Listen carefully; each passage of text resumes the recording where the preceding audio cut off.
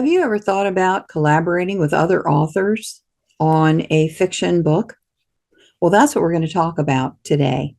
My name is Lana McAra, and welcome to the Fiction Writers Podcast tips, tricks, and ideas for fiction that is hashtag unputdownable.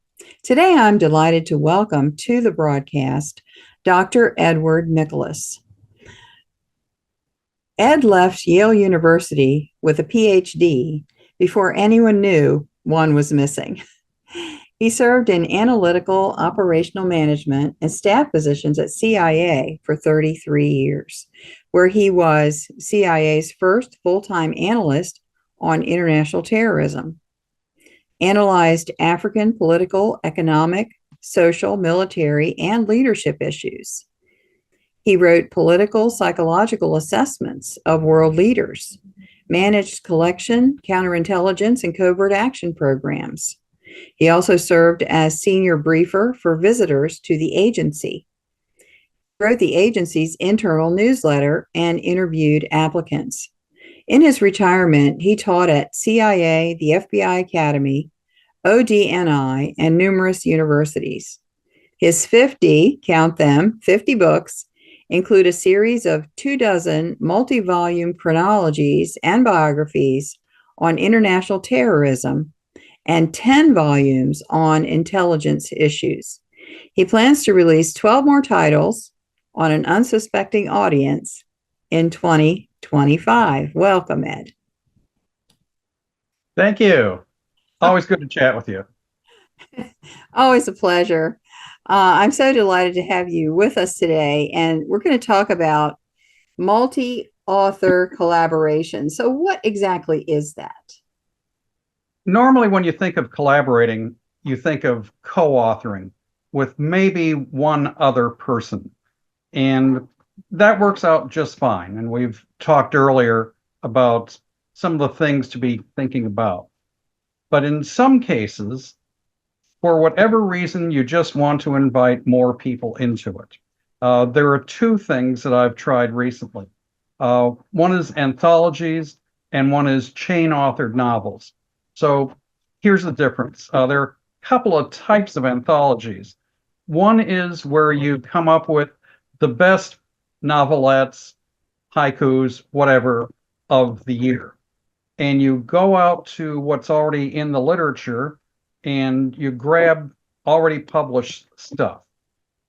In the other kind, you solicit pieces for your anthology. You go on bended knee and ask, would you please give me a piece on this?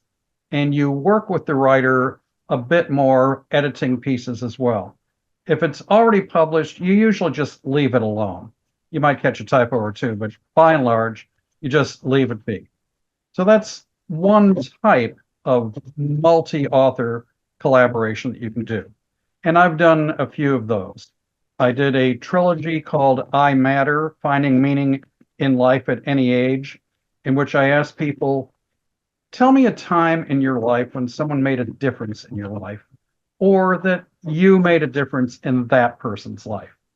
And it was fascinating to see what kind of answers I got. Also did a couple of books, Stories from Langley and the cleverly titled sequel, More Stories from Langley, in which I asked my friends at the agency, you don't have time to write a 300-page memoir, but you can give me 10 pages on cool stuff that you did in your career. So give me that. And that was used as a recruitment tool for people who are wondering exactly what they would do in an agency career. One that I've got going now is Stories by the Side of the Road. It collects short stories, poems, haikus, 6-word challenges, flash fiction, you name it, on the backstories of abandoned items on thoroughfares. And if you want, you can still join in on this. I've recently moved on to also organizing something that I don't know that it has a name yet because it's so rare, but it's a chain-authored book. In this case, it's chain-authored thrillers using the template of Naked Came the Stranger, which was a 1969 piece that 20 journalists put together, or Dave Barry's Naked Came the Manatee, or Agatha Christie and a few folks from the 1930s who put together The Floating Admiral. For Naked Came the Spy and a sequel that we're currently putting together called Moscow Syndrome, I write the first chapter and then hand it to a colleague. That colleague writes the second chapter, hands it to a third colleague, and on it goes. We've used the Pantser model for putting this together rather than the outliner model. I didn't want to get in the way of where other people might want to take the story, but I'm sure that you can use the outliner model as well. I have not contacted the dozen or so organizers of these other serial publications to see which one they like. But that's essentially what those different types of multi-author collaborations are.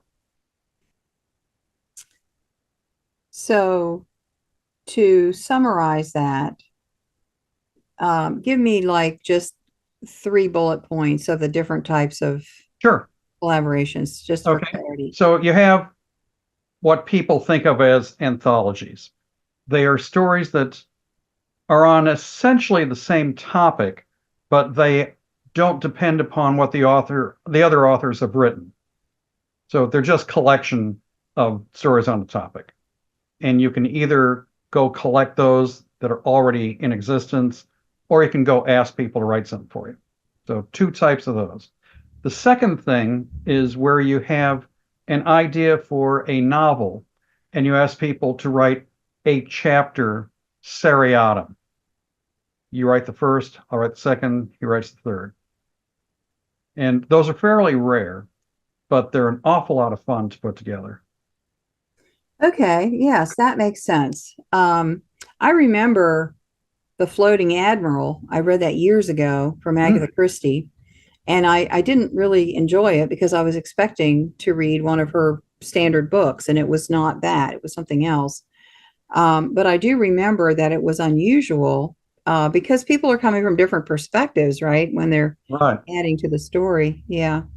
There's a pay-to-play model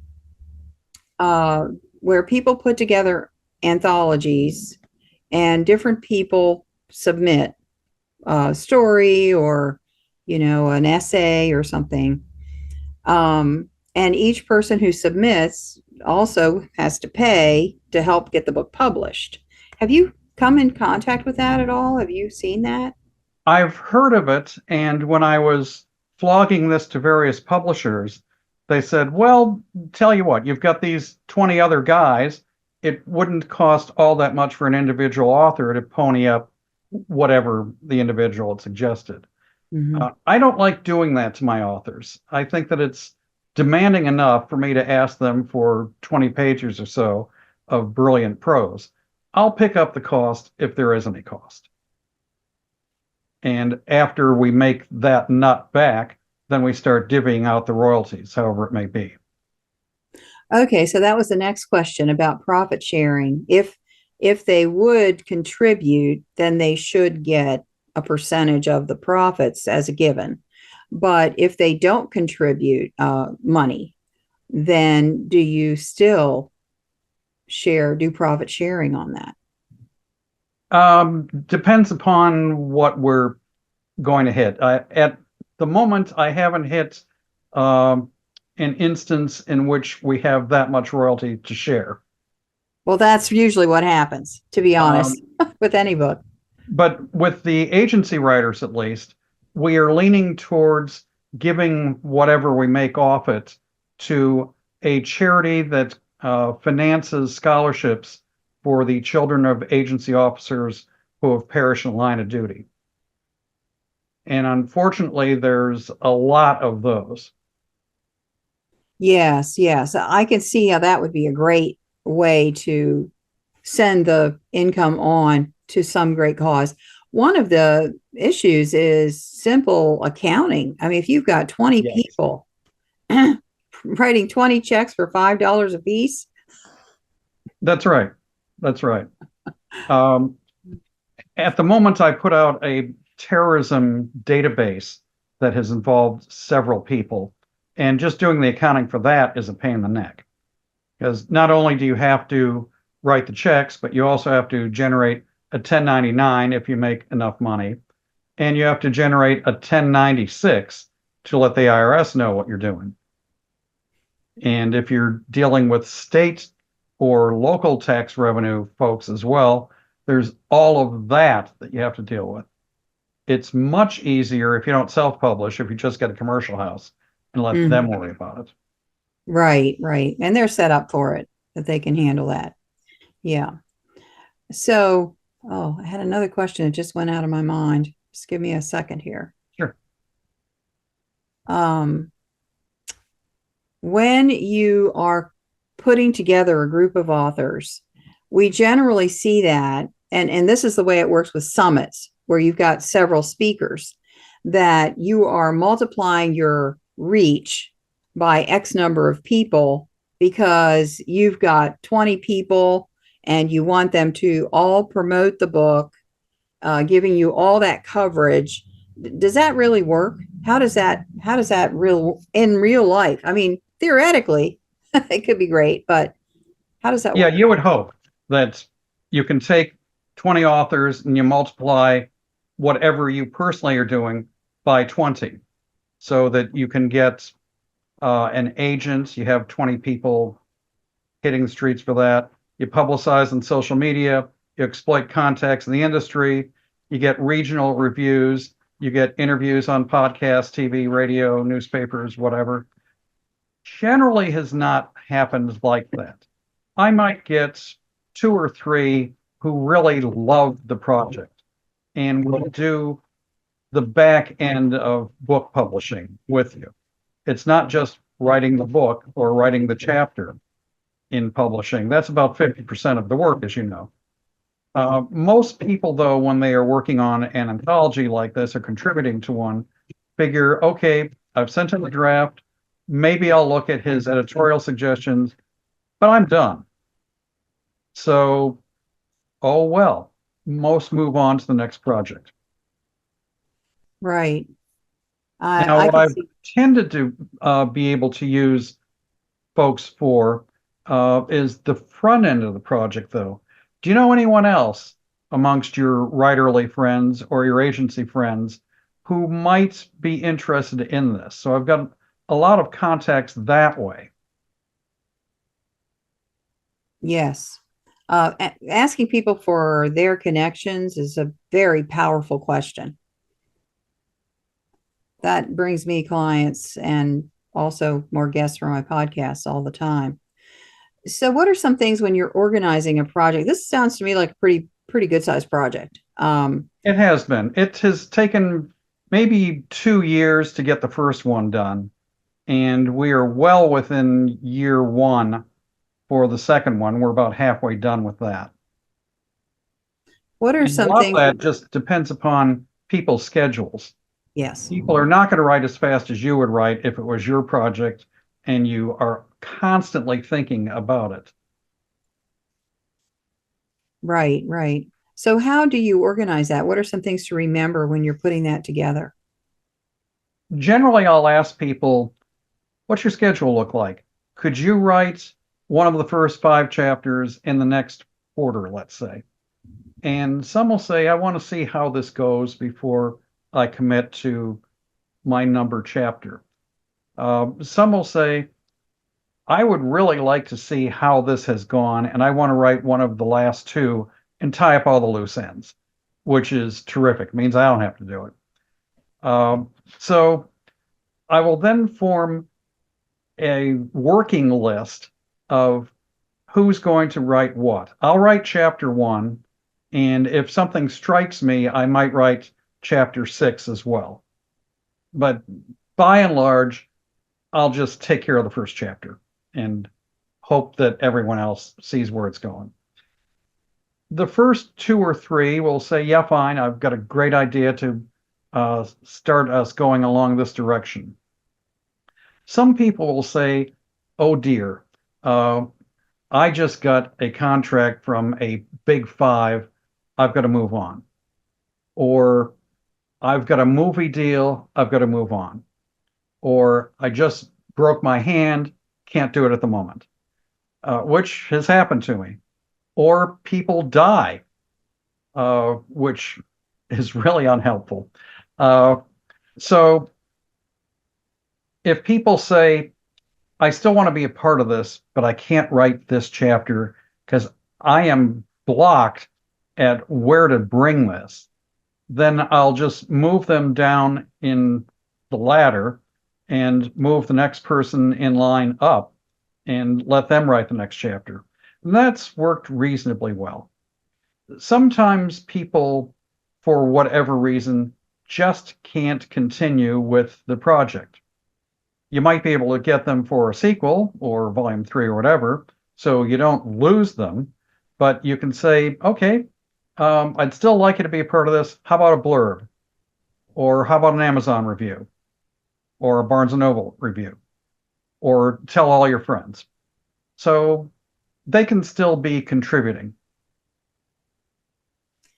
So when you're putting together one of these chain author thrillers, what are the elements in the first chapter that help to get that project like rolling? I mean, is it a certain type of setup or certain character situation? How do you craft that first chapter to get them rolling?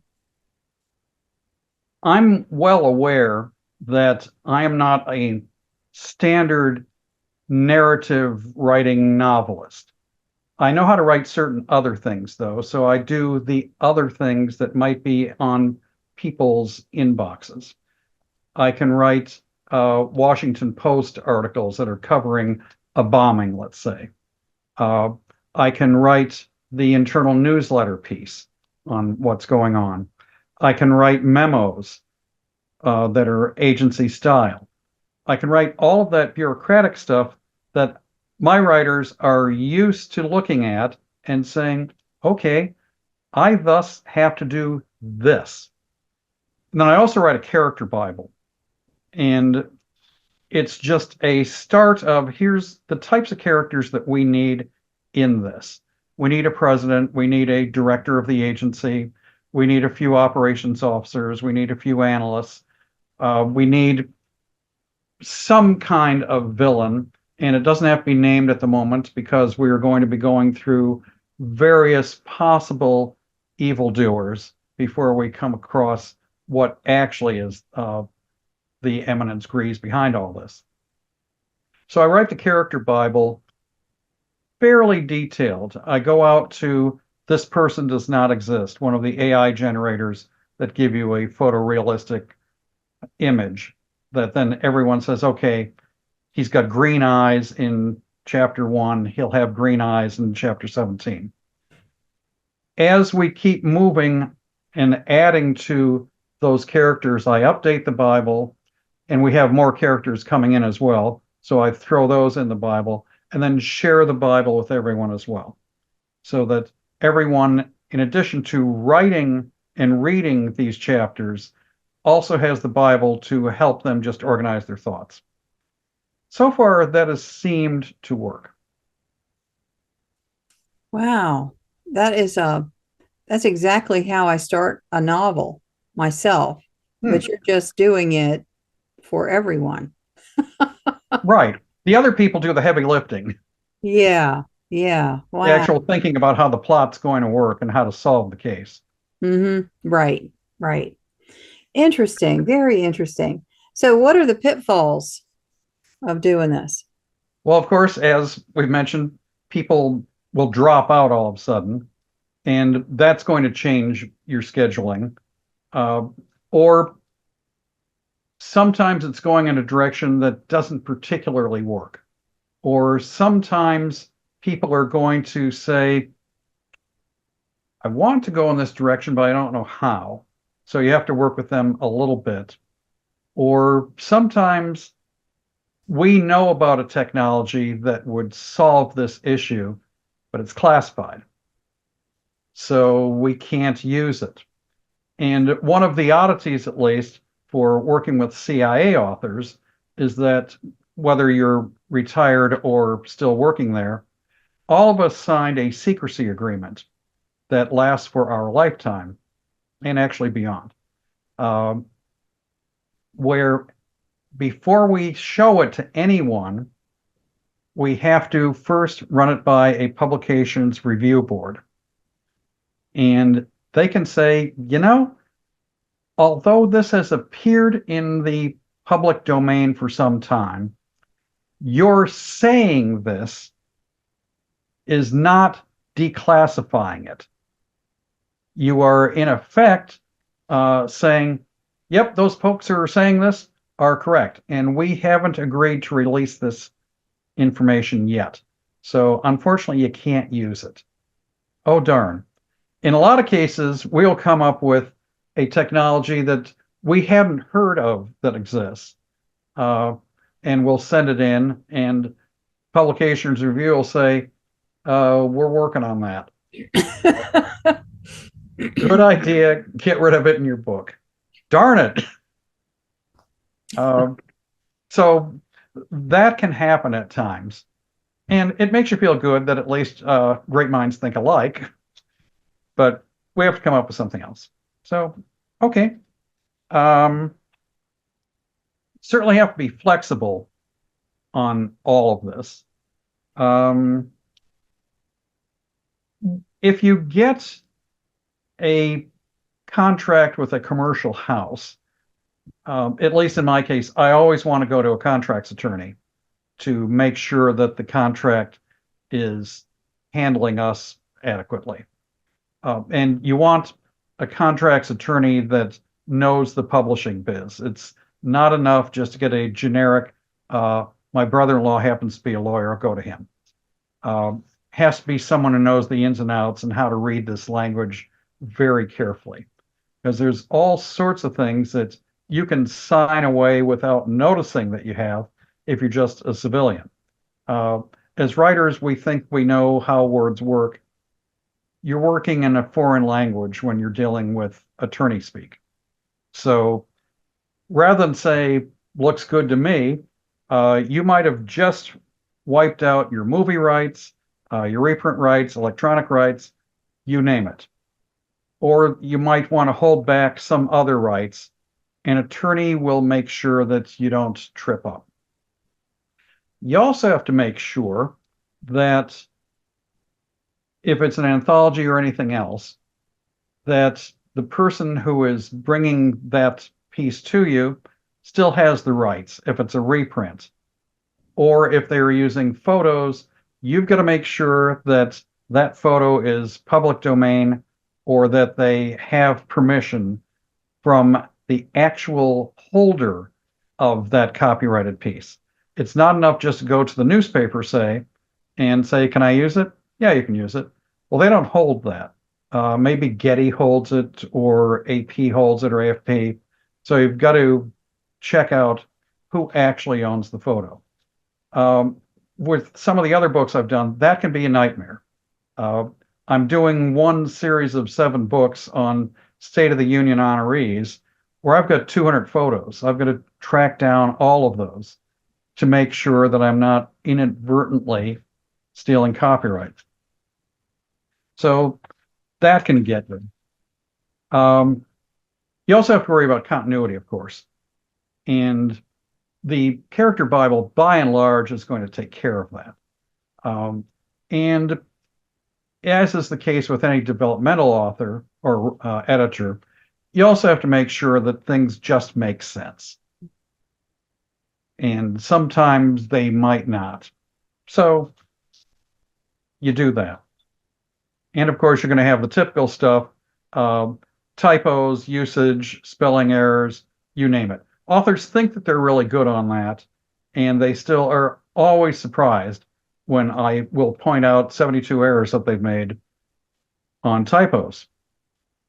Because after you read your own stuff for a while, you simply can't see the errors. So I'm as fussy as can be, and I'll find stuff. The toughest thing that you have to do, at least if you're doing anthologies, is saying no to an author. Sometimes they just don't get what you're trying to do with the book. And they will send in material that, while it may be brilliant, isn't right for the book. So you've got to say no.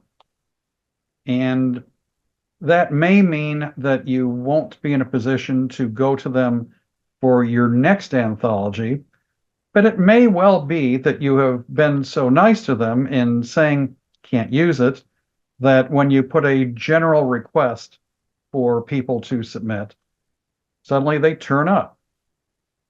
So the upshot is be flexible, be gentle, be compassionate. Yes, yes. If someone has this flight of fancy and takes your story into some weird and wild direction, how do you handle that? A couple of ways. One is sorry doesn't work. Another, though, you might use what some of the children's book authors use. Uh, Select your own ending. Hmm. And you can go this way, you can go this way. You might try that. Happily, that hasn't happened to me yet, but that's what I've got in my back pocket in case I see that happen. Yeah, for sure. So, would you recommend someone just getting together some people and seeing how they could do this? I love watching how an idea that you came up with gets improved with more minds going after it. Um, I had mentioned that to you when Tracy and I were talking about just dyadic collaboration. When you've got 20 other minds looking at it, uh, that's even more entertaining. And you always learn something, be it how to write better, but oftentimes how to craft characters better, how a plot can go in this direction, and you're going to make a lot of friends as well. So, what more can you ask? Yes, absolutely. So, what's coming up for you? You've got so many irons in the fire. And I know last time we talked, we could talk for 5 minutes about the projects coming up. But what can we find on Amazon right now that you think is, your latest and greatest? Depending upon when this comes out, I've got a few that should be out by the summer, let's say. One is going to be famous last meals. And there are two possibilities in that. One, you're on death row and you know that this is your last meal, or you're a celebrity and you don't know that this is your last meal, but you have an overdose, you're in a car crash, your plane goes down, whatever. So I've collected maybe 400 last meals of people. This has been a blast to try to research. So if you want to know how Jimi Hendrix died or what he had before he died, or what Lady Di had, I've got that. If you want to know what the latest serial killer who's been on death row just ate, I'll have that in it. That's been a blast to do. I've done a 7-volume series that currently is with the layout editor on State of the Union honorees. Since Reagan, a president has said, the guy up there just saved a life, here's how. Let's hear it for him. So there have been roughly 170 of those honorees so far. And I've tracked them down and have found out their backstory, what they did to be that honoree, what it was like to be in the Oval Office meeting with the president, and what they have done since. And it's really inspiring to put together some of these stories. So that's been a lot of fun. Of course, I'd mentioned Stories by the Side of the Road. I sure hope I can kick that out the door by the summer. And then I have a couple of terrorism chronologies coming out. I've done, I think, 25 of those as well. So that's coming out. And maybe you'll see Naked Came the Spy and Moscow Syndrome in time for Christmas. Yes, just type Edward Mickolus into the Amazon search bar and see what comes up because there's going to be quite a bit. And also type Ed Mickolus. Ed. Because some of them are different and Amazon searches differently depending upon what your first name is. They treat it as pseudonyms. Ah, okay. Ed, this has been amazing. What a great conversation. Well, thank you for having me once again. Absolutely. And thank you for being with us today. See you next time.